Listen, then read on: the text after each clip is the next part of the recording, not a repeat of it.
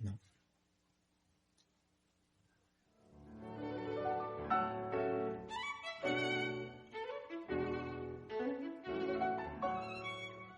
Freudiana Radio, la voz psicoanalítica del mundo.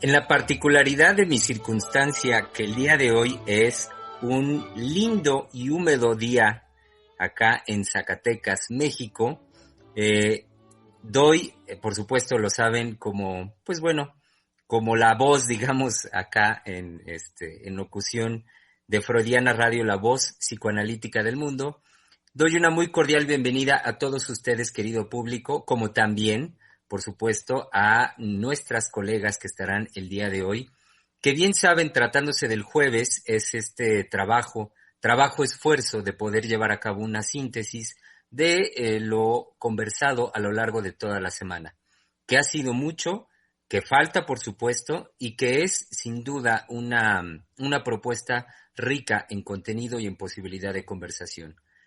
Del amor líquido a la sociedad del cansancio, la verdad de la frustración.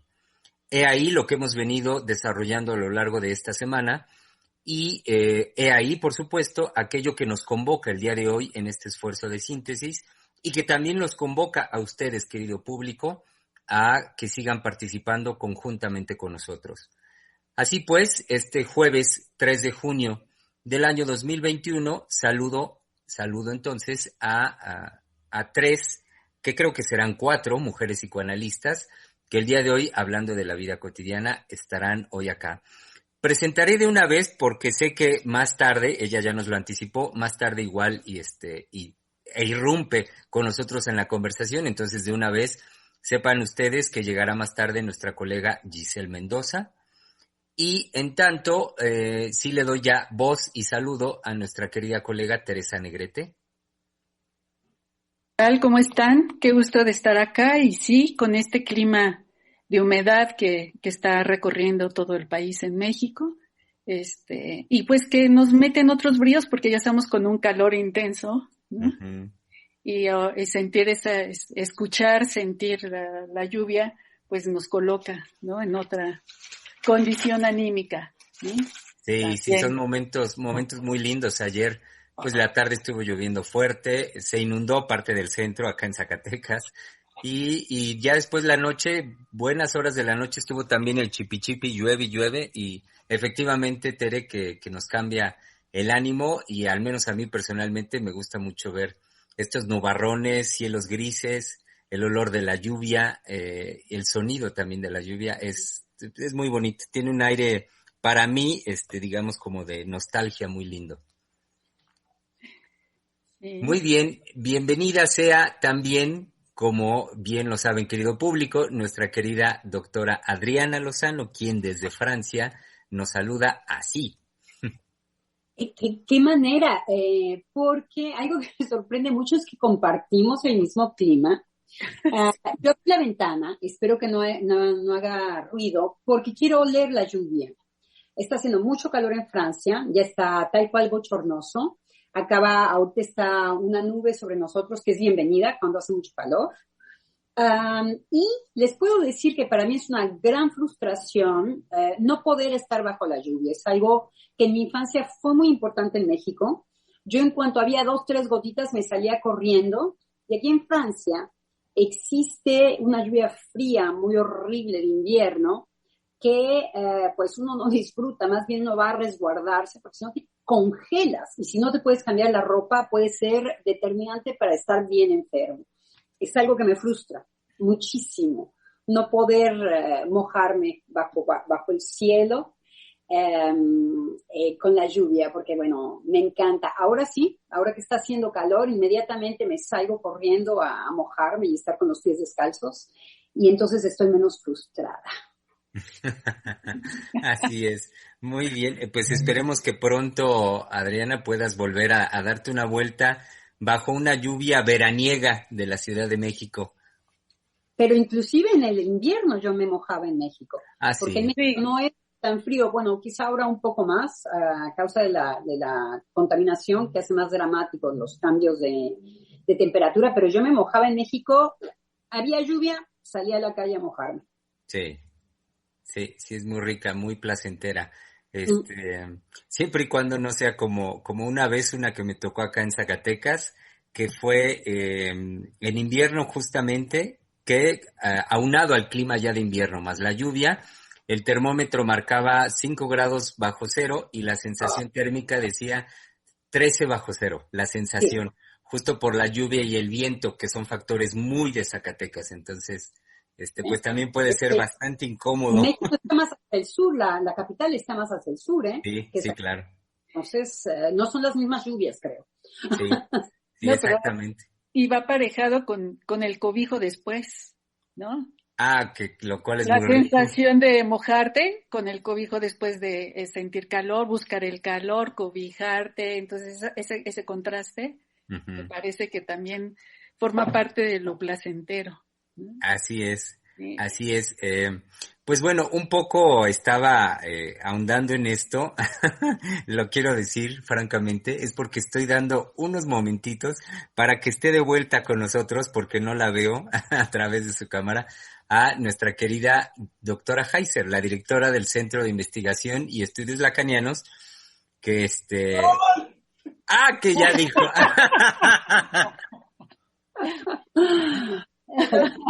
Ya la escucharon, Un medicamento de cables, un segundo.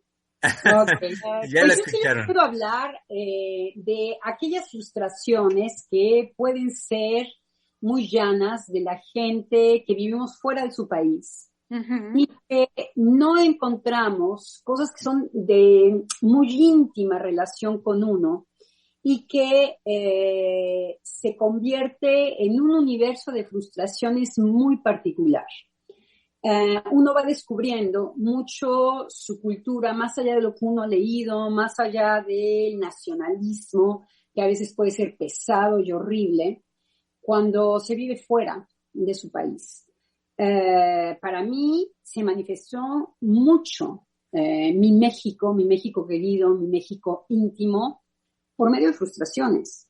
Claro. No tenía la comida, yo ya he hablado en una ocasión en el radio aquí con ustedes de la gran frustración que era para mí no poder comer como en México.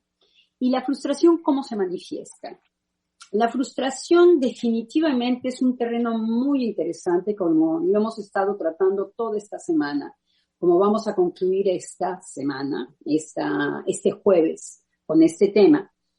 Se manifiesta de manera muy particular. Hay, por ejemplo, en mi sentir fue tal cual un sentir caprichoso, un sentir de no querer renunciar, por ejemplo. La frustración tiene una íntima relación con no querer renunciar a la expectativa que uno tiene.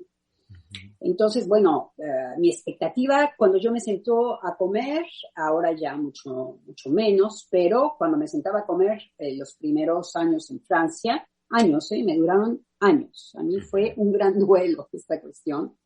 Era tal cual una expectativa de encontrar aquello que me hacía tan feliz en la comida mexicana. Entonces, yo empecinada, ni siquiera de manera consciente, en esta satisfacción que yo podía tener, se convertía en una frustración. Otra situación era tener que levantarme y estarme sirviendo que todo el tiempo la comida, que no había alguien que me atendiera, por ejemplo. Una gran frustración porque la comida no me sabía igual, estándome parando y sentado, yo atendiéndome sola o atendiéndome con los amigos, con lo que sea, pero que uno se atiende solo. Y era realmente una frustración, se manifiesta en una especie de no querer renunciar a algo y tener una expectativa muy fuerte que finalmente lo podemos nombrar frustración. Claro. Esto que yo les decía, sonriendo un poco de la lluvia, era una frustración para mí. Definitivamente no poder salir a toda aquella expectativa que a mí me daba la lluvia es lo mismo, es no renunciar a algo y entonces aparece esta frustración. Y así les podría enumerar una serie de cosas que para mí ha sido, pues yo les puedo decir que nunca renuncié a esto, que yo me procuro México como yo puedo, con uñas, con lucha, con ganar dinero para ir a mi país, porque se sigue manifestando como una frustración. Ya les puedo hablar del mar, ya les puedo hablar de los olores, ya les puedo hablar de la gente. La gente, la he extrañado. A los mexicanos, como ustedes no se pueden imaginar. Los mexicanos tienen características únicas que a mí, en lo cotidiano, día a día, sí, porque sí que podemos hablar de una gran frustración. Y es más viva frustración de lo cotidiano. Y no está rodeada de mexicanos.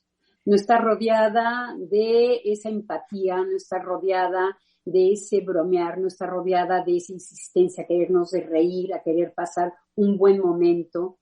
Es una gran frustración para mí, lo cual siempre me hace luchar mucho para ir a mi país. Ahora me frenó el coronavirus, pero definitivamente para mí es frustrante no ir a México. Bueno, pero esa es la experiencia de un mexicano que ama México, ¿sí? Hay sujetos que aborrecen a México y que quieren adquirir una fisonomía extranjera a toda costa, ¿sí? Pensemos nada más en todo lo que se tuvo que gestar, que mucha gente no lo sabe, se ignora, pero todo lo que se tuvo que gestar para crear una corte para Maximiliano y Carlota. ¿De dónde iban a sacar la sofisticación de costumbres europeas, ¿sí? De un pueblo que había sido mancillado, destruido en todas sus raíces. En toda su sofisticación. Claro. Por eso, a eso me refiero. En toda una sofisticación absolutamente distinta. ¿Qué tiene que ver la Coatlicue, por ejemplo, para poner un ejemplo rudo, ¿sí? Con la Virgen de Guadalupe? Pues nada que ver. Nada que ver. Sin embargo, la transformación que se hacía en cuanto a la dinámica de lo que representaba la Coatlicue, pues eso desapareció radicalmente y creemos que nos podemos identificar mejor ahora con un rostro como el de Guadalupe que con todas las representaciones simbólicas de la Coatlicue, ¿verdad? ¿Sí? Claro.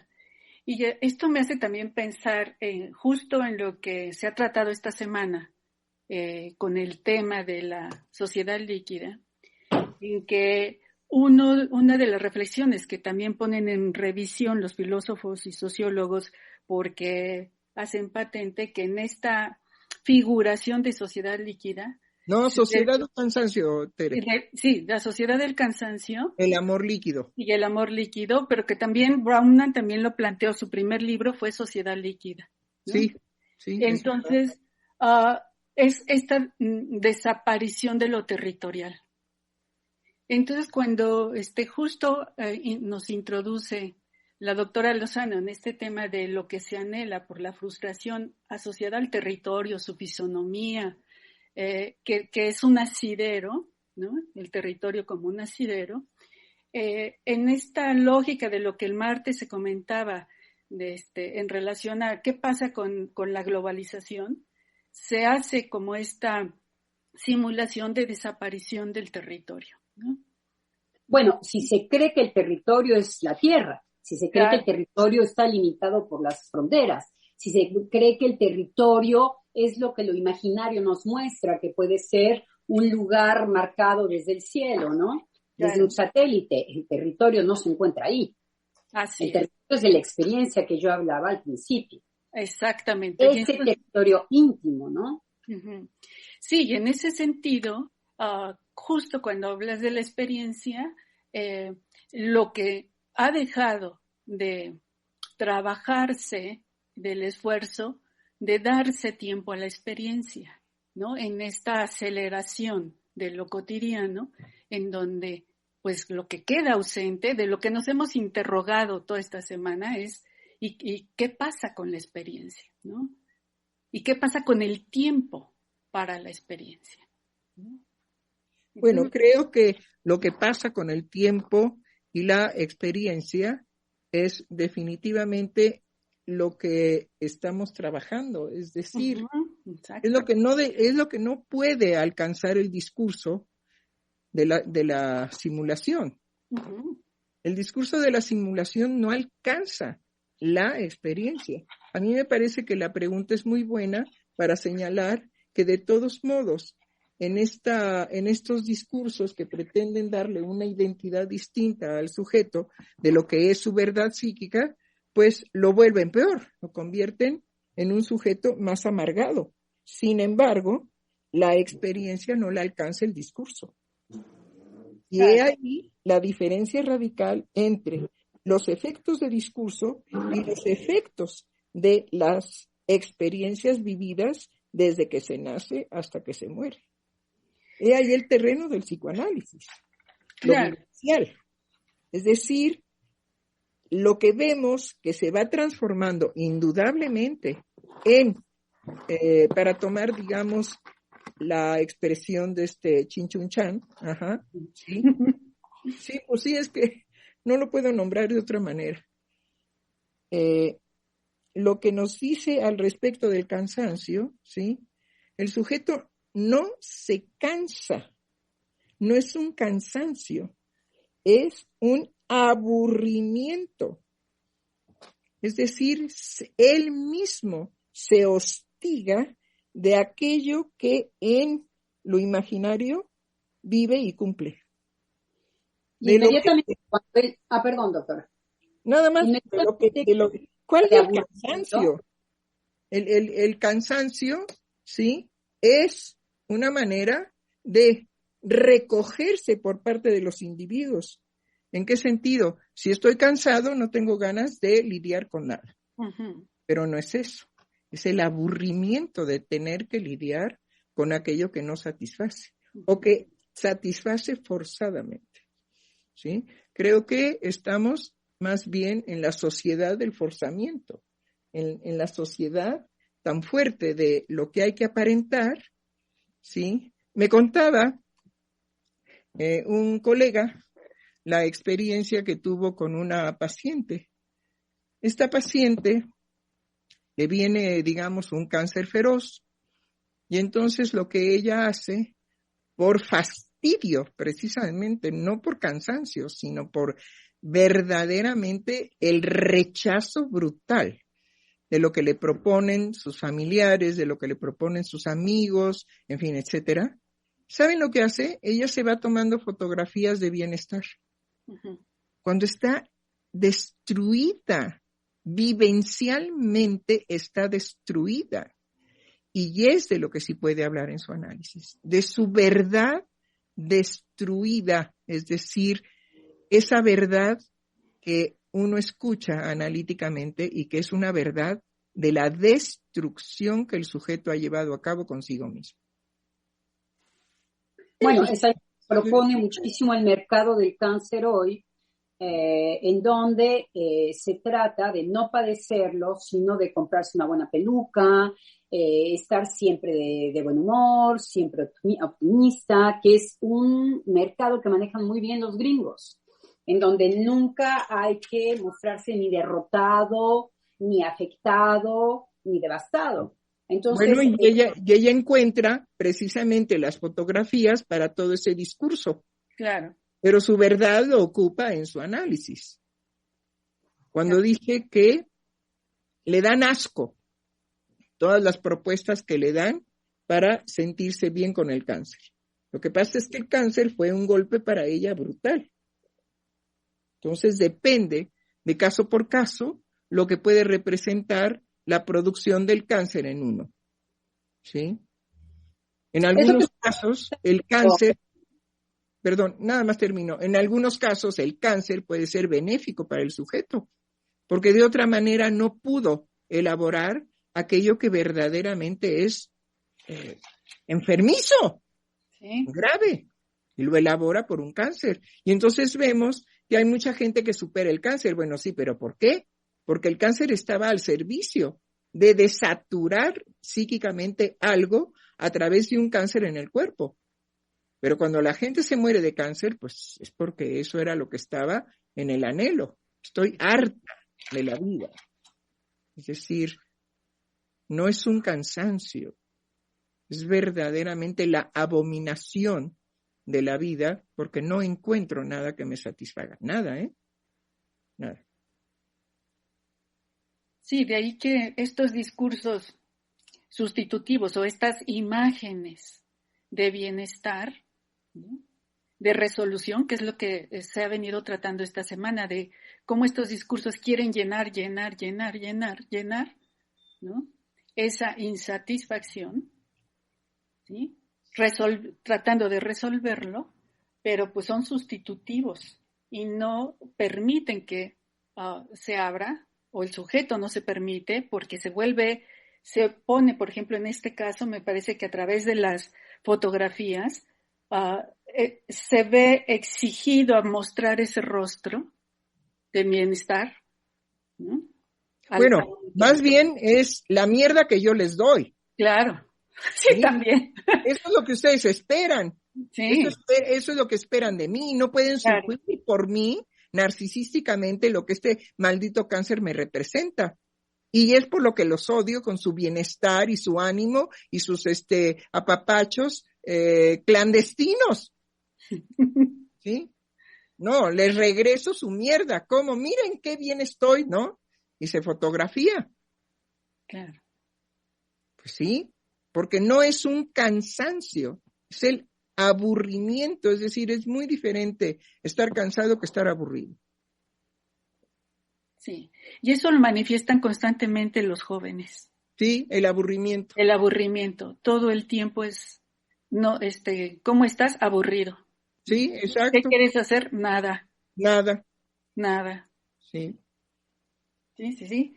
Pero Chinchunchan lo que pretende es decir que a tanto positivismo, ¿sí?, lo que se produce es un agotamiento. No, hay que preguntarse por qué el positivismo se sostiene por un porcentaje altísimo de la humanidad. Ahí hay satisfacciones. Claro. En ese positivismo hay satisfacciones. Si no, el sujeto lo rechazaría. Lo rechazaría como se rechaza lo ácido, lo amargo, lo apestoso, lo podrido. Uh-huh. ¿Sí? No hay nadie que vaya a lamer la caca del perro en la calle, ¿sí?, porque eso le represente un placer. Para ser drástico. Bueno, habrá quien lo haga. Seguramente. Sí. Eso es, digamos, mucho más posible en un pensamiento psicoanalítico. Siempre habrá uno que cuando nosotros pensemos que eso es imposible para el ser humano, habrá uno que lo realice. Si no, no se le hubiera ocurrido a la doctora Heiser semejante monstruosidad. Sí. A mí me parece que usted habla de dos niveles diferentes que es muy importante que los tomemos en cuenta. Uno, todo lo que tiene que ver con la experiencia, aquello que no se puede cubrir, aquello que nos mete inmediatamente en falta, que es, por excelencia, el terreno de la frustración, resentir una falta. Y la falta no puede ser opacada, la falta no puede ser llenada con absolutamente nada, eso lo sabemos. Es por eso que el sujeto puede adherirse, que me parece que este es el segundo nivel del que estamos hablando, a ciertos discursos. Porque ¿por qué la gente se entrega en cuerpo y alma a ese aburrimiento? ¿Por qué la gente muere en este horror del cáncer?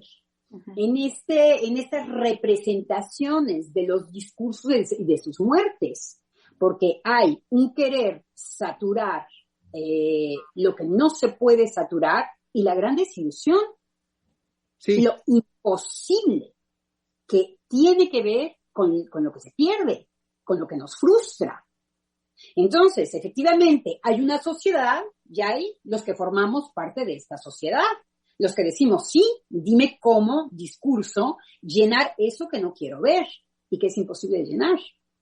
Entonces, vemos el resultado tanto de un lado como antes, por ejemplo, algo que era insoportable ver eran los psicóticos, no es por nada que hubo en ciertas sociedades la pena de muerte, porque es lo insoportable de ver los monstruos, ¿no es verdad?, que producen una sociedad, un síntoma social, que nosotros podemos decirlo de esta manera, y ahora es todo aquello que no podemos dominar y que se manifiesta del lado del síntoma, que son las enfermedades, que queremos darles el mismo tratamiento, encerrarlas. A los psicóticos se les encerraba. Ni siquiera, hoy estaba escuchando unos horrores de ciertos orfanatos de Canadá, del norte de Canadá, cuando vinieron a imponerse a los indios que vivían en Canadá y que hicieron orfanatos, y la cantidad de niños muertos, ahora no me acuerdo del dato, es muy, muy impresionante, y que una de las prácticas era, para doblegar a los niños a que olvidaran su lado indio, era la silla eléctrica, nada más y nada menos. Entonces, imagínense cómo la sociedad responde a aquello que no quiere escuchar y que lo pone en falta. Entonces se encerraban y se electrocutaban a los psicóticos. Hoy lo que se hace es disfrazar a los cancerígenos. Y los cancerígenos entran en esta farsa. Bueno, hay unos que no, como estábamos escuchando en el caso del paciente de su colega, doctora Heiser. Pero cómo efectivamente nos abalanzamos a querer obturar aquello que se muestra como una falta, aquello que nos frustra. Sobre todo, digamos que aquí lo interesante es cómo el trabajo analítico tendrá que correr precisamente por el lado del narcisismo. Es decir, ¿qué es aquello que usted no soporta? Lo que no soporta es que su omnipotencia fue lacerada, paradójicamente, por su propia omnipotencia que provoca una enfermedad mortal. Uh-huh. Vaya paradoja. ¿Sí? Si hubiera sido usted más amorosa, ¿sí?, tal vez no hubiera desarrollado un cáncer. A lo mejor una gripa aviar. Es decir, por lo rápido. Claro. Ajá. Por la rapidez, porque hay sujetos que buscan, digamos ahora con el coronavirus, morirse rápidamente. Hemos visto cómo aquellos que se contagian y que superan la crisis, hay un ánimo de vida aún en ancianos, lo hemos visto, ¿no? ¿Sí? Uh-huh. Ancianos de 80 y tantos años con coronavirus, sí, los salvaron. Y jóvenes, digamos, de 30 años y se murieron. Uh-huh. Bueno, es más que clara la disposición a la vida. Bueno, esto que comenta, doctora, un médico me comentaba que en el proceso de vacunación con las personas de 60 años y más, había como en ellos esa disposición a vacunarse, a salir, como este empuje más vital, y con los de 50 a 59, una resistencia de cuál es la mejor, por qué yo no voy, por qué me están dando esto, no me están dando lo otro. O sea, había como toda una resistencia, anuencia, no saber por dónde, ¿no? No saber qué hacer con eso. Y entonces esto me llamó mucho la atención. Hay una cuestión, digamos, en México, ¿sí? No sé cómo se fue gestando porque ahí no tengo datos, pero hay una cuestión de que a las mujeres de 40 años ya eran desecho, eran jamonas y para afuera, uh-huh. ¿Sí? Entonces había en las mujeres, pues, una manera de envejecer muy rápida y morirse rápidamente. ¿Por qué? Porque eran ya después un desecho. 40 años, no, ya está jamona, esa ya, para afuera, ¿sí? Pero ¿qué quería decir todo esto? Pues que ya no era un objeto de deseo para los hombres. Uh-huh. Uh-huh. Entonces parece ser que esto se continuó en la edad de los 50 a los 60. Es decir, voy camino a una decadencia de mi erotismo, que eso es lo que está de fondo. Voy en un proceso de decadencia a mi erotismo, ¿sí? Pero esa es una decisión subjetiva. Sobre todo que aterrizar el erotismo en algo, eso es lo que viene a reificar, a hacerlo, a solidificarlo. De ahí que se quiebra y se rompe. Claro. Quiero decir, estoy dando una imagen. Porque poder soportar el vacío es poder soportar justamente que el erotismo no se apega a lo que quisiéramos que se apegara. Eso No. nos da vida para siempre. Así es. Para siempre, pero primero hay que pasar por algo efectivamente que siempre nos daba una seguridad de poderme acercar al otro sexo de manera confiada, con cosas preestablecidas que a mí me permitían manejarme fuera de un vacío. Entonces, no es cualquier juego, no es cualquier cosa lo que se está jugando. Claro. Lo que se está jugando es enorme el ser humano. Pero estamos viendo lo que es la apuesta, ¿en dónde lo vemos? En los jóvenes. ¿Cómo es posible que los jóvenes hoy se aburran? ¿Cómo es posible que estén tan convencidos? Pues porque están buscando un gurú, porque están buscando una trascendencia dada, comida y vomitada por otro, en donde les dicen el futuro es el trabajo. Entonces ellos dicen el futuro es el trabajo. No hay trabajo, pues ya no hay futuro. Ah, pues qué calamidad, muchacho. Está la tierra terminándose. Ya la tierra se va a contaminar. Ah, bueno, pues es que ya no hay tierra. Entonces, pues ya me voy a morir, ya, ¿de qué sirve? Pues mejor consumo todo lo que pueda consumir en este momento. Y además con una apatía exagerada. Porque aquello que me permite lanzarme a la vida, que tienen que ser cosas firmes, en donde no se conteste todo lo que yo pretendo ubicar y que me ubica, entonces me caigo. La caída es vertiginosa. Entonces, finalmente, ¿qué es lo que buscan los jóvenes? Porque los jóvenes adhieren a los discursos. Es un momento, sobre todo en la adolescencia, efectivamente, en donde va a haber la práctica sexual, que pueden haber los dramas de la no identidad, del no encuentro. Es de lo que no nos ocupamos. Les damos unas promesas. Y que es una de las frustraciones vivenciales más fuertes. ¿No?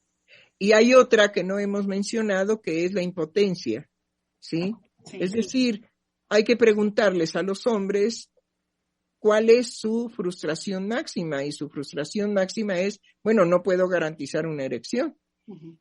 Puedo sentirme profundamente excitado y no tener una erección. O sea que mi excitación no va acorde a la manifestación en el cuerpo.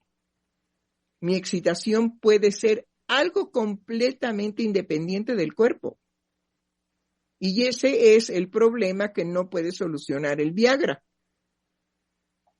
Entonces, se trata el cuerpo, pero no se trata esa frustración que no tiene manifestación en el cuerpo. Y esa es la parte, digamos, psíquica más importante y más interesante por un psicoanalista. No aquello que se manifiesta en el cuerpo. Eso podríamos decir que es la clínica primera psicoanalítica por excelencia, las manifestaciones en el cuerpo. Pero hemos llegado precisamente en todo el desarrollo de las posibilidades sintomáticas psíquicas a tener una frustración que no se manifiesta en el cuerpo, sino se experimenta precisamente en otra área, y esa área es lo puramente psíquico, sin el cuerpo. Uh-huh. Y es lo más atractivo, lo más interesante para un psicoanalista. Bueno, son las historias las más íntimas. Nuestra historia íntima no es aquello que no puedo decirle a la amiga. Lo íntimo es lo que intuyo y que desconozco de mí. Entonces, lo que yo tengo que ir a averiguar, y es por eso que es caso por caso, es que cómo yo me he contestado a aquello que tiene que ver con el vacío. a aquello que yo aposté como una gran satisfacción, en donde yo ya tenía todo garantizado, que era la sexual, y es la que falla. Entonces, cada historia inconsciente es una historia única, porque los sujetos respondemos a lo insoportable. Es lo que se averigua en el análisis. Lo que pasa es que lo ignoramos, es inconsciente. Entonces, no es cualquier encuesta, no es cualquier cosa que nosotros vamos a buscar. La verdad de la frustración. La verdad tiene que ver con aquella respuesta que nos hemos dado y que ignoramos, que está de manera inconsciente. Que para eso hay que saber qué relación tengo con mi madre, qué relación tengo con mi padre y qué diantres yo he hecho con todas estas cosas con las que yo he chocado en mi vida. Y que ha sido muy rápido. Y que ya le di una respuesta. Y que es desde ahí desde donde me caigo. Y estoy insistiendo en decir que mi caída, ¿qué es lo que dicen los pacientes seguido?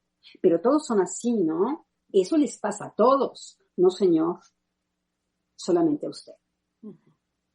Entonces, la apuesta es, hay una normalidad.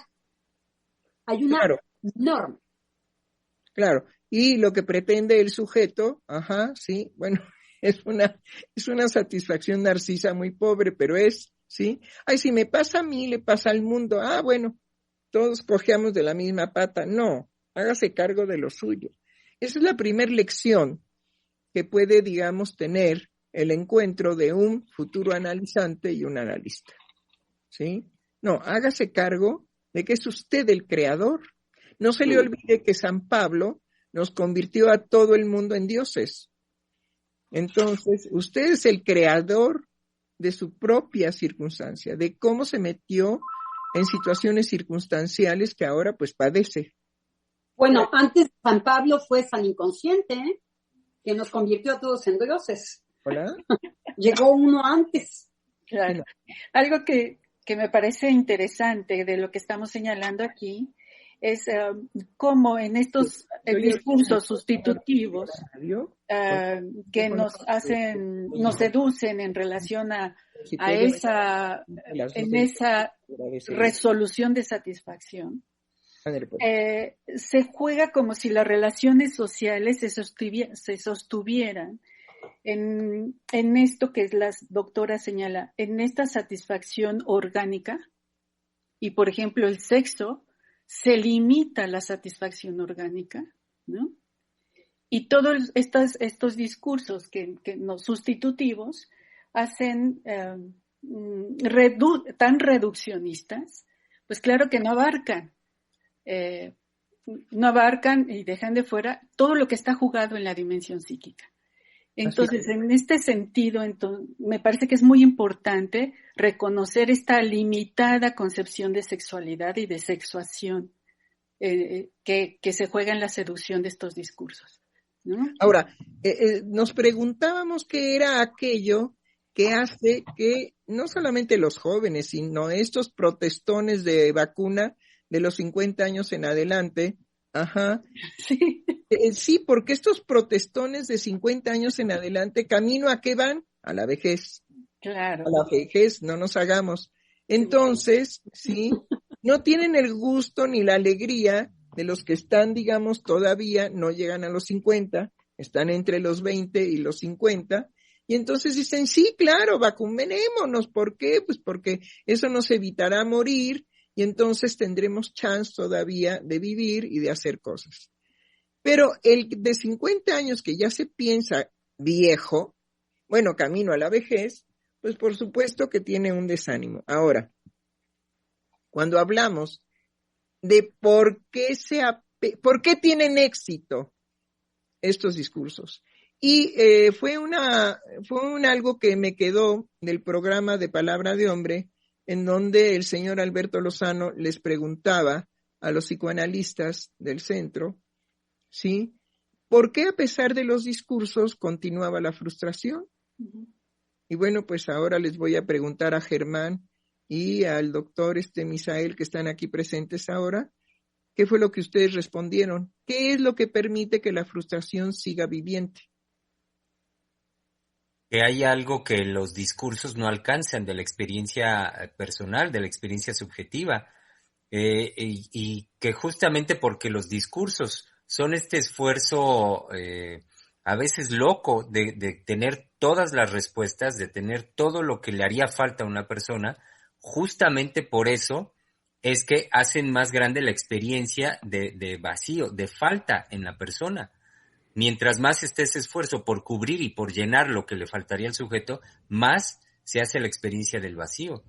Más digamos, se presenta lo personal, lo íntimo en cada persona de algo que para lo que no tiene respuesta. ¿Y Misa, el doctor Misa, qué nos dice? ¿Ahí me escuchan? Sí, Misa. Bueno, yo diría que hay algo muy bello en la experiencia analítica, y es que no hay manera de que un discurso alcance a colmar algo que el mismo sujeto desconoce. Como decía hace un momento la doctora Lozano, lo intuimos, pero por más que hacemos el esfuerzo, incluso previo a una experiencia analítica, siempre hay algo que no se puede ni siquiera pasar por la palabra. Entonces, va a haber momentos, creo yo, que en los discursos sí alcanzan para, de alguna manera, calmar, ¿no? Apaciguar eso que no se puede colmar, ¿no? Y bueno, es que ahorita se me cruza también lo que usted hace un momento, doctora, decía en relación con el amor, de cómo si no nos, podríamos decir, bueno, quizá un deber ser, si no nos encaminamos a hacer ese esfuerzo de saber qué es eso, pues podemos girar a estas, bueno, nos enfermamos. Pueden ser aspectos muy leves de manifestación en el cuerpo, pero cuando empezamos a hacer ese esfuerzo de saber qué es eso que nos mantiene no solo incómodos y frustrados, sino pues muy mal, ¿no? Realmente muy mal. Ahí lo que se impone inmediatamente, yo diría que es el amor. O amamos, ¿no? Hacemos ese esfuerzo de estar, diría, pues vaya, en relación con el otro, con el mundo, o nos vamos a enfermar terriblemente, ¿no? No solo aburrirnos, como en el caso de los jóvenes, también quería decir algo en relación con eso, porque yo estoy en contacto con los universitarios y si algo les fastidia, pero así les cuesta muchísimo trabajo es, no a todos, pero a la mayoría, es que van a tener que esforzarse en trabajar para lograr aquello que quieren, aquello que están fantaseando que puede ser su vida, ¿no? Es así como de, ay no, es que pues no me gusta tal trabajo que me están ofreciendo y como que yo hacer, profesor, usted lo que me propone es que yo me ponga a crear mi propio empleo.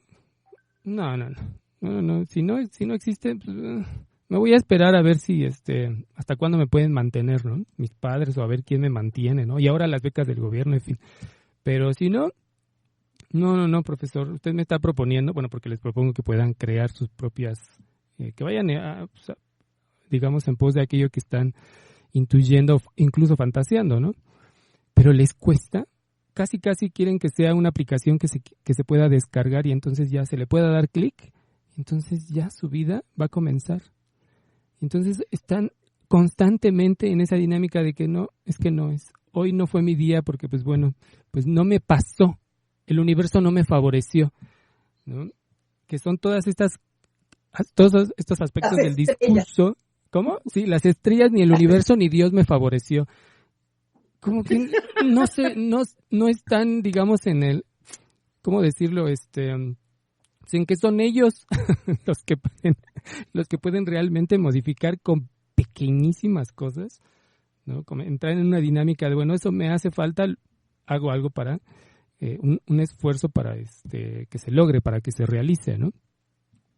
Y es muy curioso porque cuando, en ciertos momentos, en algunas clases, cuando lo llego a mencionar, aunque sea de esta manera muy, muy sencilla, hay alumnos que se acercan y sí me han dicho, agradecen esa idea porque se dan cuenta que ellos pueden modificar las circunstancias de su vida.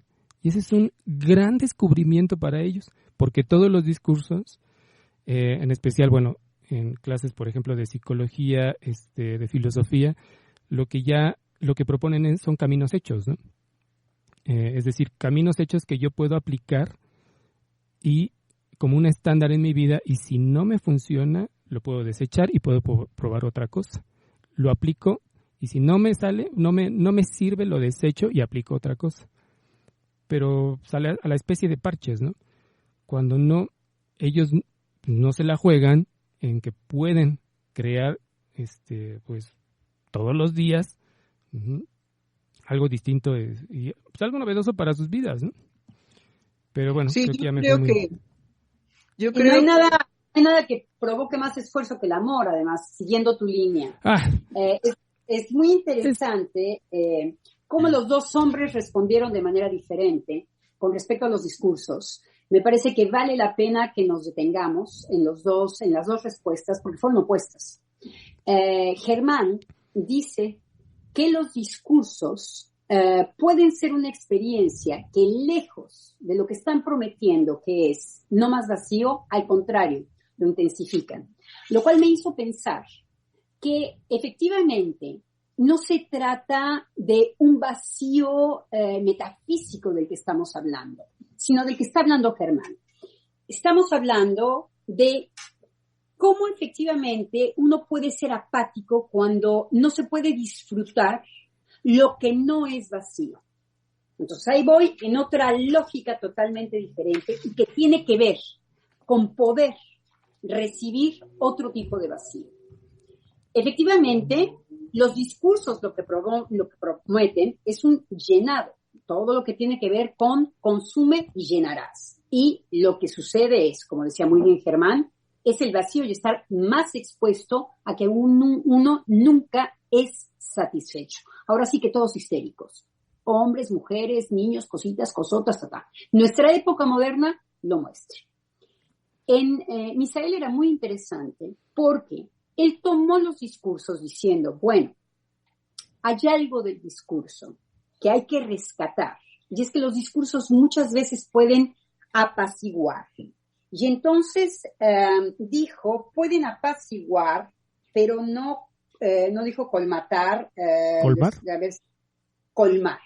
Entonces hizo una distinción en donde efectivamente hay que decir, y es por eso que hubo religión, o bueno, hay gente que muere hoy por tener una religión, que las religiones pueden ser más fuertes hoy cuando ya no las hay, y es que hay discursos que apaciguan, hay discursos que son necesarios en ciertos momentos de la vida de un sujeto, porque no hay nada que colmate. Entonces, habla ya, me parece, más de una situación, más del lado de lo voy a decir así, de la melancolía, de una experiencia de algo que no puede ser colmatado y que en cambio hay necesidad de apaciguar. Entonces, era un bienvenido a ciertos niveles de los discursos en el caso de Misael, y que nos enviaba después muy rápidamente a lo que tiene que ver el esfuerzo y el amor. Cómo efectivamente, si hay algo que no soporta los sujetos en su mayoría, es el esfuerzo. Uh-huh. Nos manda a lo podríamos responder muy rápidamente por una economía, pero eso no, como diría el mismo Misael, no colmata, no, ¿cómo se dice? No colma. Misael? No colma. No colma absolutamente nada el fenómeno del no esfuerzo en nuestras sociedades modernas. En cambio, sí nos marca un alejamiento de lo que el discurso, y ahí me parece que los dos hombres de nuestra emisión se unen, de lo que sí podemos experimentar con gran satisfacción y que apacigua todo lo que tiene que ver con la experiencia de frustración, de un vacío insoportable. Esperemos que pueda haber una posibilidad de un vacío para la creación. Bueno, eso ya para muy pocos, Pero, hay que decirlo en el programa, hay un vacío creador. Es el único que nos permite ser trascendentes.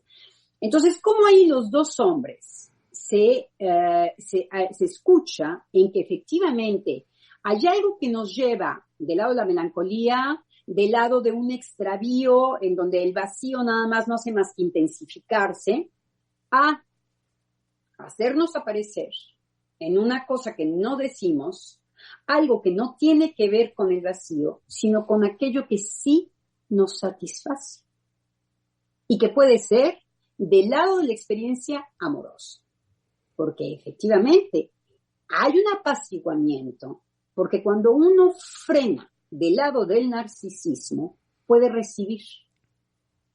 Recibir es poder oler algo que me haga feliz. Recibo lo que el mundo o lo que está afuera que me puede satisfacer. Ahora, para los psicoanalistas, no para siempre. Claro. Siempre. Pero sí que se puede tener una satisfacción amorosa que es muy intensa y que nos mantiene vivos, como en el caso de Germán, poder tomar aquello que no es vacío porque no está incrustado en un discurso. Y entonces me satisface, es mío. Lo que es mío, que no es del discurso, me hace creador de algo que me satisface.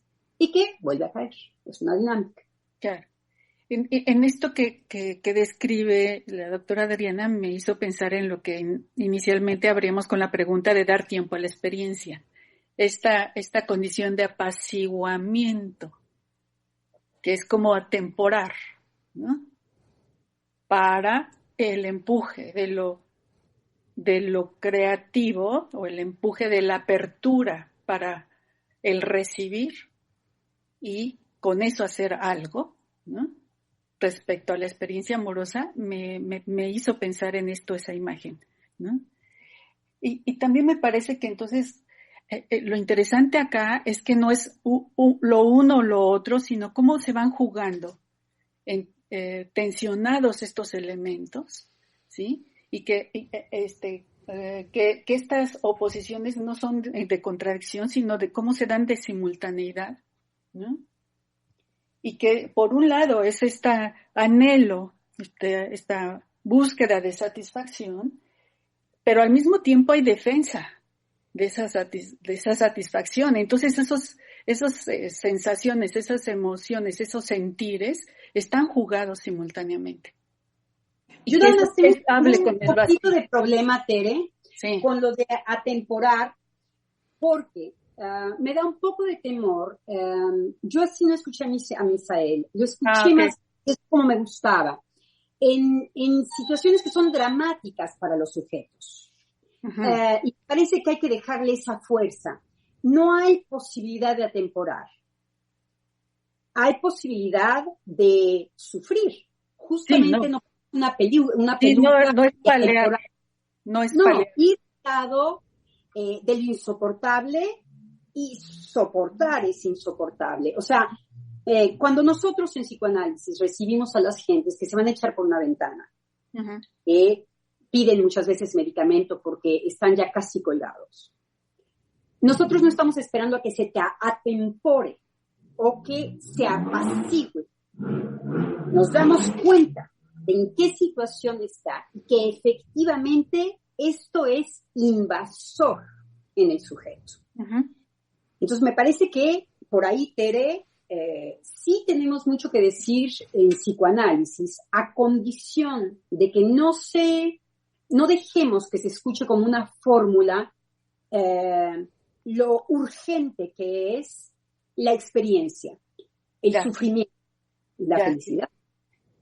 Felicidad. Creo que hay que subrayar precisamente estos dos aspectos, ¿no? Es decir, por un lado, el psicoanalista frente a la decisión subjetiva de tirarse por una ventana, ¿sí? No detiene el anhelo, no detiene el deseo. Tampoco lo fomenta, tampoco le dice, bueno, hágalo, ¿sí? No, sino le pregunta que cuál sería, ¿sí?, el logro al tirarse por la ventana. Ujú. Es decir, usted logra algo tirándose por la ventana. Es decir, lleva al sujeto a una toma inmediatamente de la trascendencia de su acto. ¿A una toma de qué? A una toma de conciencia de la trascendencia de su acto. Es decir, no lo deja en el impacto que puede causar socialmente el acto del deseo de suicidarse de cualquier persona porque ya no soporta más la vida, ¿sí? Y que precisamente se trata de evitar. No se trata de evitar, se trata de encontrar en el sujeto mismo la razón de su acto.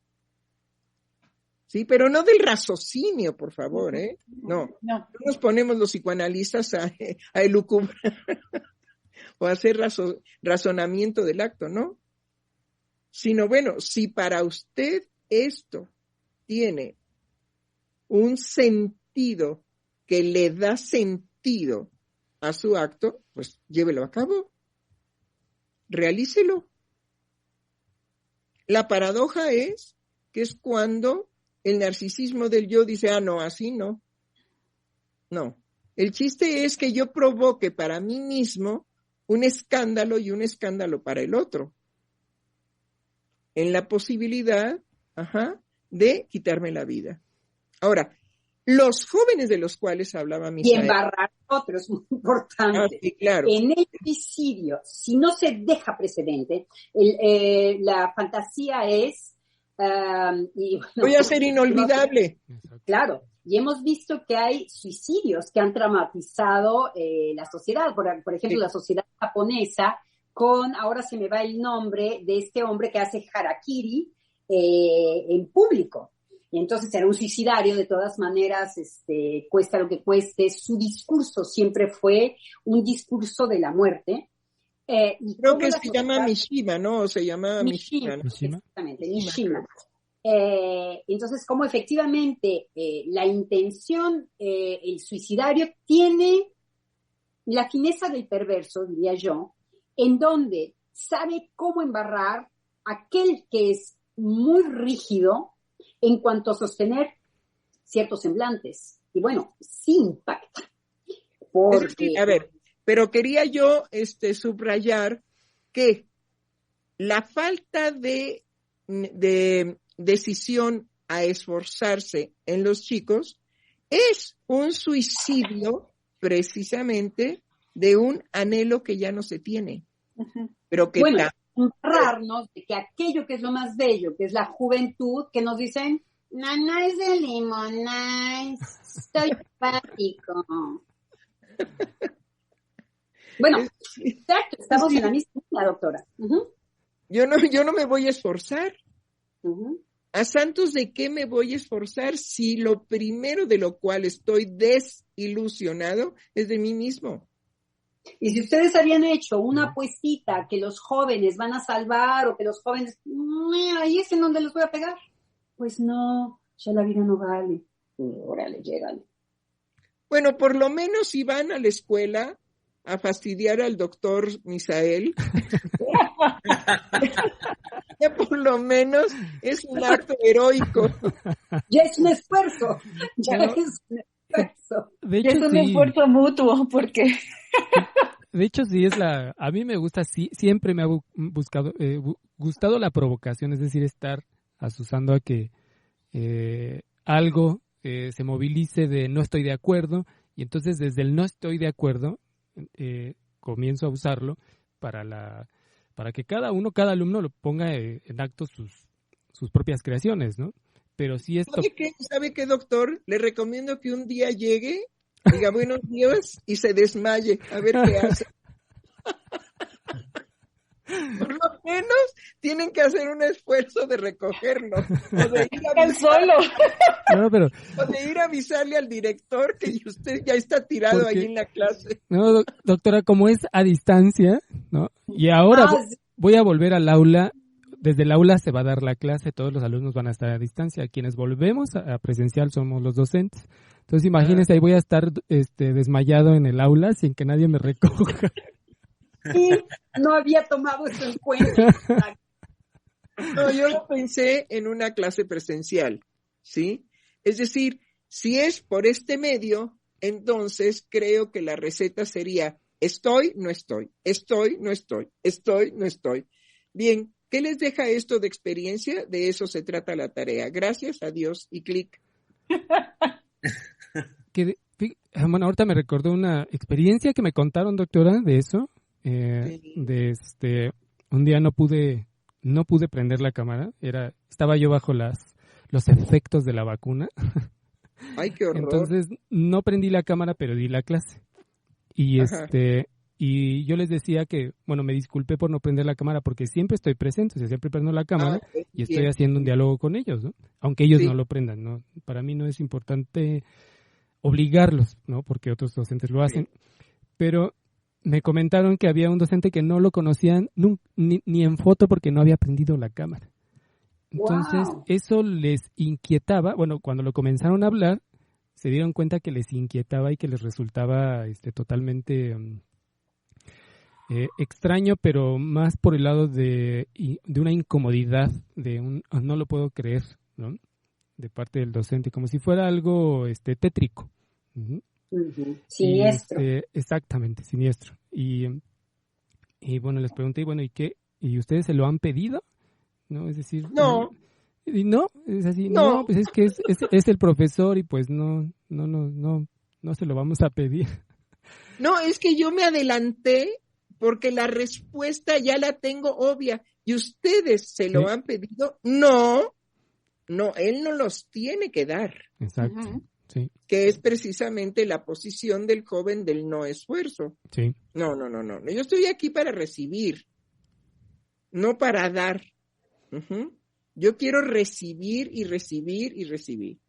Y bueno, indudablemente que esto es un drama, es una cuestión dramática, que los jóvenes estén, como decía la doctora Lozano, si esperan de nosotros que salvemos al mundo, cuernos, ¿sí? Nosotros no vamos a salvar su mundo puerco, cochino, que nos han... Primero nos los empuercan y luego que se los salvemos. Sí, ¿no? Me parece que tendríamos que ahondar en cuál es la razón de que los chicos, los jóvenes, estén, digamos, en esa posición de no, estoy para que me den, pero no estoy para dar absolutamente nada de mí. No esperen nada de mí. Y creo que, pues, no sé, para nosotros es muy rápida la satisfacción jugada, ¿no? ¿Sí? ¿Quién se avienta? Bueno, por supuesto que hay cacapipi, aquí ya se lo escuchó. Para los psicoanalistas ya lo escuchamos, quiero decir. Para empezar, son situaciones imaginarias muy fuertes. Así es. Recibe aquel que provoca el deseo en el otro. Ajá. Entonces, narcisísticamente, yo no me voy a mover porque tendría que reconocer que no soy perita en dulce, que no provoco aquello que yo estoy convencido narcisísticamente que provoco. O que si no estoy convencido, lo voy a representar. Cueste lo que cueste, porque es, de alguna manera, una venganza que yo puedo hacer. Y por el otro lado, por supuesto que nos lleva hasta Freudcito Santo, en donde efectivamente cuando el niño va a aprender a dar o no dar su caca, lo que Freudcito nos ha enseñado es la satisfacción violenta, que es el no satisfacer ya al otro y ceder aquello que es lo más íntimo, que es una producción de mi cuerpo, que puede ser la caca, por ejemplo.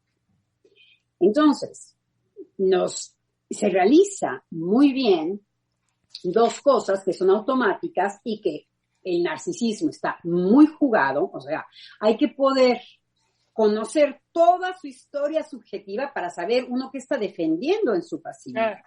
Claro. En donde yo me he explicado que movilizarme a mí me pone en falta. ¡Bravo! A mí me lleva, por supuesto, a mí me lleva a hacer un esfuerzo en donde primero lo que yo tengo que desmitificar es los ideales, soy perfecta, no me caigo, yo no tengo ninguna falta, es el otro que no entiende, yo soy víctima, pero en mí no hay ninguna falta. Entonces, hay que ver cómo, porque cada historia, esto que lo digo de esta manera, está totalmente romanceado. Es decir, es íntimo, es de cómo uno pequeñititito se pone en esos lugares o no se pone en esos lugares. Entonces, ¿por qué uno se pone? Luego viene una pregunta más dura en análisis. ¿Y por qué? Claro. Entonces, este por qué nos manda inmediatamente a todo lo que esto que yo me he contestado se quiebra, que es el vacío por excelencia. ¿Esto por qué? Pues porque no hay vacío. ¿Por qué? Pues porque no hay vacío. ¿Por qué? Pues porque no hay vacío. Todo esto me da una identidad. Entonces, sobre todo no hacer esfuerzo. Todo esfuerzo significa movilizar esta posición, por un lado. Pero la por el movilización, lado, perdón, pero la movilización viene inicialmente en el discurso freudiano de una ruptura homeostática del hambre. ¿Sí? Es decir, lo que primero tenemos que resolver después de haber nacido es inflamar los pulmones porque vienen colapsados. Es que eso es lo que se oculta. Lo que el sujeto dice con toda su historia subjetiva es, yo nunca hice un llamado, a mí se me dio. Nunca yo tuve que experimentar, mi mamá me ama. O al contrario, sabemos en psicoanálisis que mi mamá me odia, es la misma respuesta. La misma. Mi mamá no me ama, mi mamá se fue, mi mamá, son las mismas respuestas, pero hay que ir a averiguar por qué. ¿Por qué un psicoanalista dice esto? Ahora bien, hay toda la satisfacción de la violencia. Entonces ya ahí es otro caballito montado que tiene que ver con la apatía, con en donde tú me esperas, mi satisfacción será tu sufrimiento. Claro. Entonces, esa es otra respuesta que tiene que ver con estar representando una desilusión para los que nos quieren, por ejemplo, o para los que tienen expectativas en nosotros. Eso tiene que ver con la violencia. No daré mi cara. Freud lo llamaba sádico análisis. Sí. Y que también, digamos, hay en los jóvenes ahorita un acceso muy rápido a, pues, en todo caso, si sigo muy aburrido, me suicido. Claro. Sí. Es decir, no tengo problema. Si la vida, esta que estoy llevando, no me satisface, me suicido. Y lo logro, digamos, con una sobredosis. O lo logro, digamos, pues saliendo ahogado de borracho, alcoholizado, pues a que algo me atropelle, ¿no? Y me mate. Porque además no es el coche, sino es algo. Y más oculto queda. Cuando es algo, más oculto queda. Y cuando es la caída en barrena, la caída en picada, en el caso de muchos adolescentes que se suicidan, es justamente del lado de la melancolía. Este abandono, esta experiencia efectivamente de nadie vino a mi primer llamado. Porque es una experiencia que se ha vivido, nadie se ha salvado de eso. Entonces, esta experiencia efectivamente puede ser sin posibilidad de ser resanada o, como decía muy lindo Misael, apaciguada. Entonces no se juega con fuego tampoco. Porque hay una experiencia en donde la pulsión de muerte, ¡pum! No hay negociación con eso. O eso se apacigua, o te apaciguas o te apachingas, como diríamos en México. No, bueno, no es así el dicho, pero tiene que ver con esto. Sí, y hay una, nada más quería aportar una cuestión que aparece mucho también por parte de los jóvenes en las clases.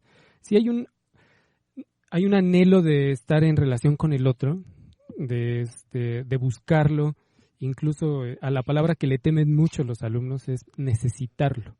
Y es toda esta idea de que necesitar del otro y de tenerlo en su vida y de relacionarse con él, con quien sea, o mejor con quien sea, en todos los niveles, no nada más de pareja. Es que eso es codependencia, de que eso está mal. Y es esta idea codependiente, digo, de que es que, profesor, no está mal que yo quiera estar todo el tiempo con tal persona, es más, que la sueñe todo el tiempo, no es algo patológico. Pues sí, desde que usted empezó a mamar ya tenía patología. Lo que hay que evitar es que usted tenga hambre. Pero además, no solamente hambre de alimentos, sino hambre del otro. No, pero es muy dramático esto de lo que habla Misael, porque efectivamente son todos los... No, me refiero, perdón, doctora, me refiero a que cuando el sujeto dice, no será patología, sí, claro, pero usted es patológico desde que nació, entonces, ¿de qué se queja? Es decir, es llevarlo a lo que no puede modificar, porque la pregunta es para armar un discurso falso, o sea, justificable de su postura. Entonces hay que llevarlo a lo más radical, es decir, a aquello que no puede modificar. Pero es que usted nació patológico, ¿qué quiere que hagamos? A ver, ¿para qué mamó? ¿Para qué mamó por primera vez? Si no hubiera mamado por primera vez, usted estaría ahorita en el limbo, feliz. Entonces hágase cargo de que usted por haber mamado ya es patológico. Después de eso podemos platicar. No, en la expresión tan vulgar de México, que es una maravilla. Por lo que usted acaba de decir, toma un aspecto alucinante. No mames. O sea, todo está dicho. Ya, ¿verdad? Claro. No te hagas caso. Pero es, digamos, es sustraerle al joven aquello de donde está agarrado y llevarlo a una radicalidad que no pueda modificar. Claro. Es que estoy muy triste. ¿Y qué esperaba? ¿Que su vida fuera alegre? Uh-huh. Sí. Ah, carajo. ¿Cómo? Entonces, no, a ver, salga de ahí.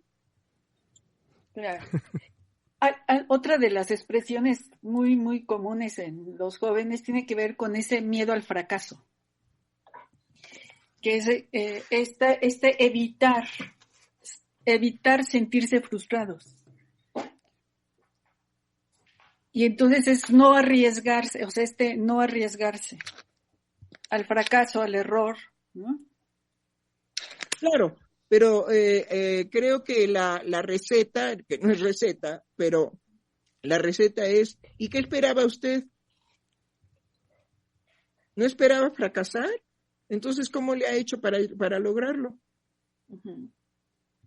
Es decir, Tere, lo que estoy señalando es que el analista se sustrae de ser capturado por el discurso del otro y lo lleva a la reflexión de su propio discurso. Uh-huh. Es decir, ¿qué esperaba usted? ¿Ser alegre? Pues ¿por qué no lo ha logrado? Ahora que yo sepa, no se puede comprar la alegría en el súper. Pero si quiere, pues haga el esfuerzo.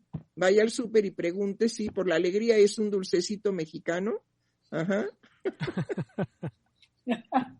Pero vemos, sin embargo, yo lo que quería rescatar de lo que Misael decía, lo capcioso de los discursos, en donde efectivamente recuperan, ahora sí voy del lado de la verdad, la frustración, y recuperan una verdad psíquica, que es esta expectativa de no depender del otro.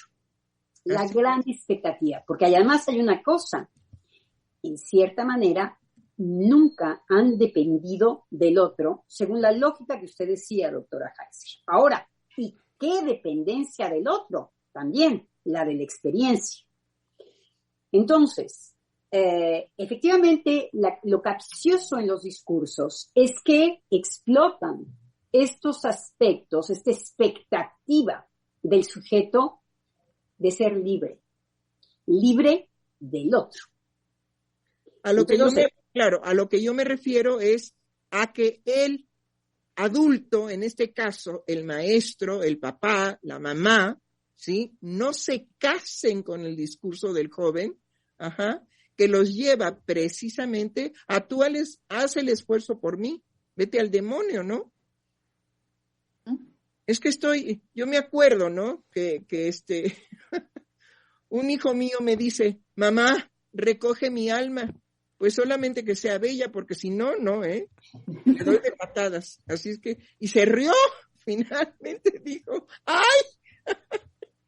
¿Sí? A eso me refiero, hay que sustraerse del discurso de los jóvenes para poder llevarlos al encuentro con su verdad. Eres tú. Discursos lo que hacen es explotar la expectativa de los jóvenes. Exacto. Es explotar. Entonces, exactamente, con el psicoanalista, bueno, esperemos que se haya analizado, ¿no? Primero.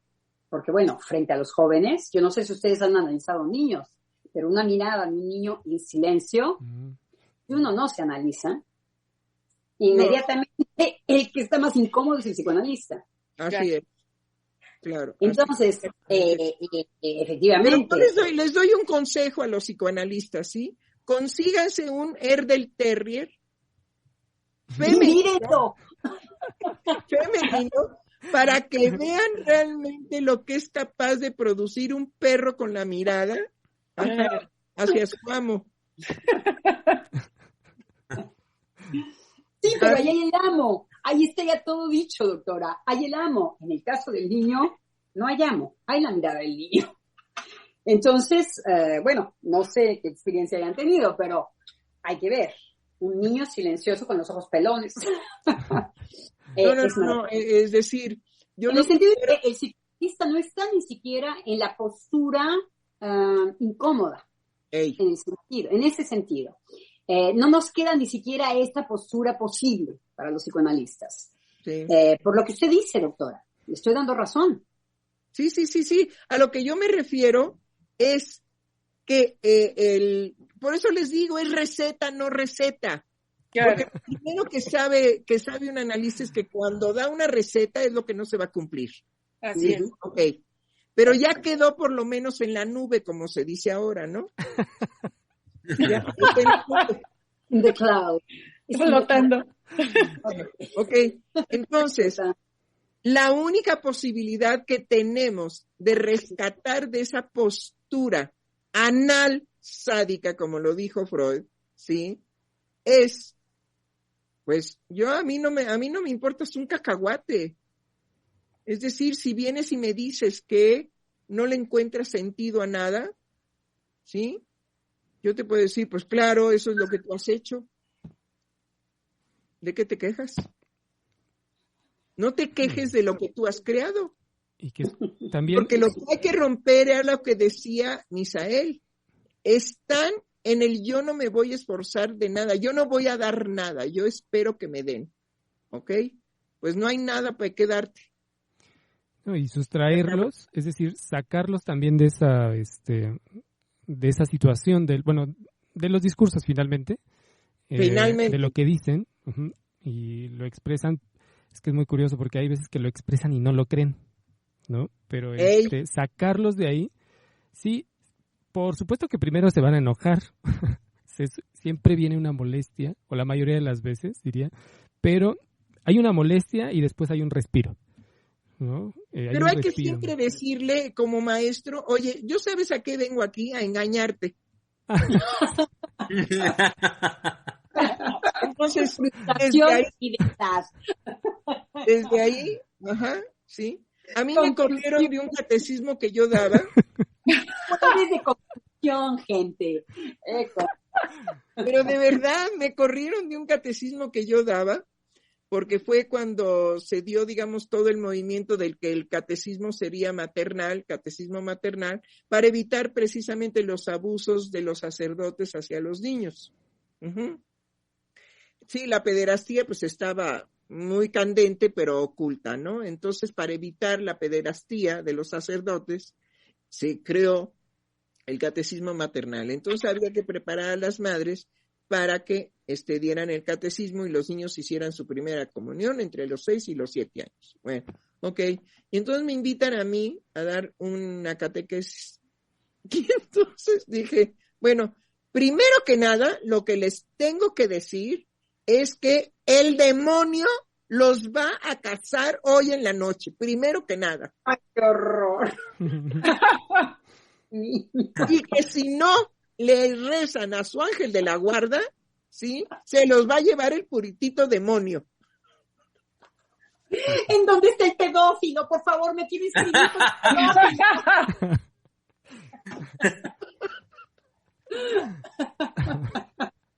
Bueno, no lo van a creer, pero fue tan trascendente mi catequesis que lo estoy recordando porque últimamente me llegaron mensajes por Facebook de gente que me ha encontrado y que me dice, doctora, ¿usted no se acuerda que usted fue mi catequista que me enseñó a cómo tener una religión libre? Una religión libre. Y yo he recibido, nada más han sido 3 mensajes últimos, ¿no?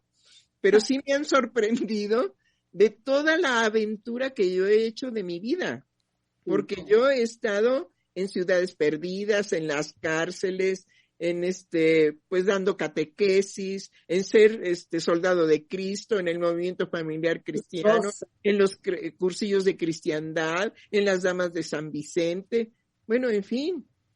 Es decir, a mí me ha gustado probar de todo. ¿Sí? Y entonces lo que menos me iba yo a imaginar es que la maldita internet conecta a gente que pues ya tienen 60 años. ¿Sí? Yo les llevo 21 años o 22. Bueno, pues me dicen, usted fue mi catequista. Y por usted hice realmente una religión muy libre. Pero también lo que yo quería subrayar, doctora, era la violencia que también nosotros podemos recibir de estas apatías. Y bravo. Claro. Sí. Y que esto no queda registrado porque no es políticamente correcto. Cuando el otro está representando un padecer. Y que con su padecer, por eso me gustaba utilizar el adjetivo de quedamos embarrados. Sí. Porque justamente el arte de una cierta violencia moderna es el embarre. Sí. Entonces, queda totalmente oculto, uno lo resiente, pero queda totalmente oculto porque políticamente correcto no es mandar a la fregada al apático que está muriendo porque el mundo está contaminado. En cambio, aquí sí podemos decir que es de una violencia contra el otro, porque ¿qué es lo que hay? Justamente de lo que hablaba Misael, todo menos una relación o una posibilidad amorosa con el otro. Lo que cierra en ese momento, el adolescente es el puente amoroso que el otro puede establecer con él. Lo cierra para siempre. En eso reside la agresión. Y el otro lo resiente. Sí. Y es por frustración, doctora. Cuando usted dijo que era una venganza, una forma de venganza, es que ese es el otro aspecto que la frustración puede crear y gestar en un sujeto. ¿Sí? Es decir, la satisfacción de la venganza. Y lo que nos están diciendo los jóvenes ahora es que los padres son los primeros que no han sido amorosos. Claro, porque finalmente en esto que decía doctora de irnos al principio de me respondieron a mi llamado o no, ¿sí? Está anclado ese asidero del cual puede intuir el sujeto de lo que anhela y puede ahí sentir que no desde dónde está o no está esa posibilidad de lo vivido. Ese asidero. Me parece que esa palabra es clave. Es clave. Ese asidero, claro que sí. De eso se trata. Sí. De eso se trata. Ni los padres, ni los profesores, ni los médicos, por ejemplo. La sociedad está muy violenta. Claro. La sociedad no recibe amorosamente al otro humano.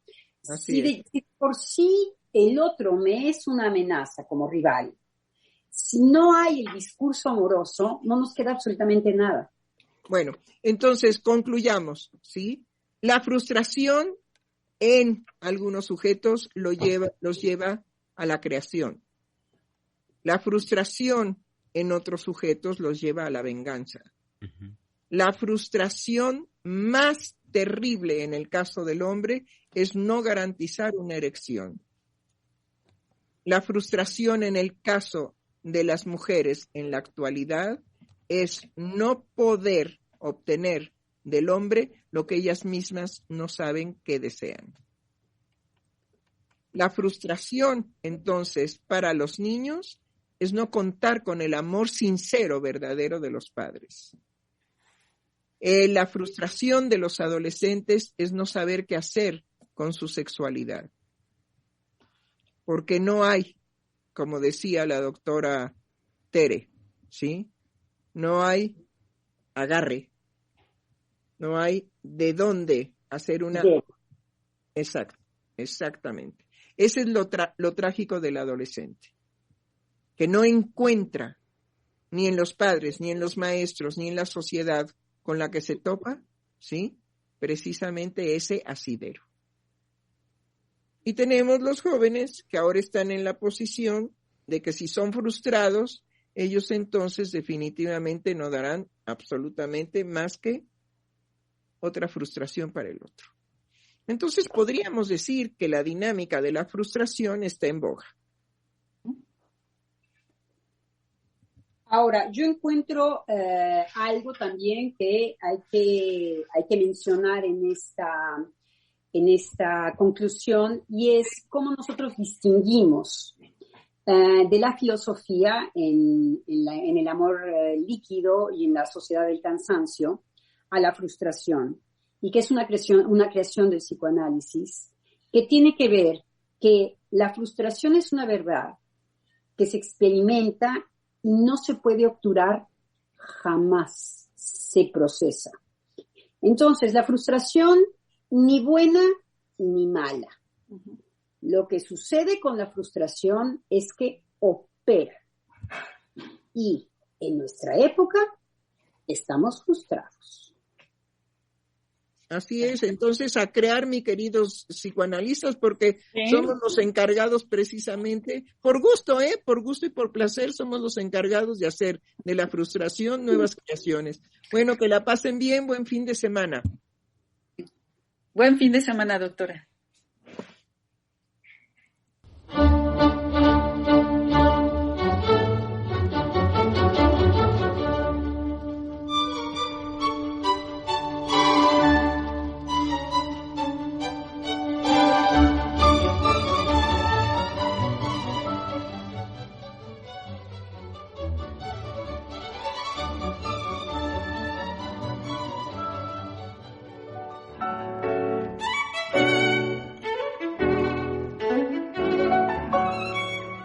Freudiana Radio, la voz psicoanalítica del mundo.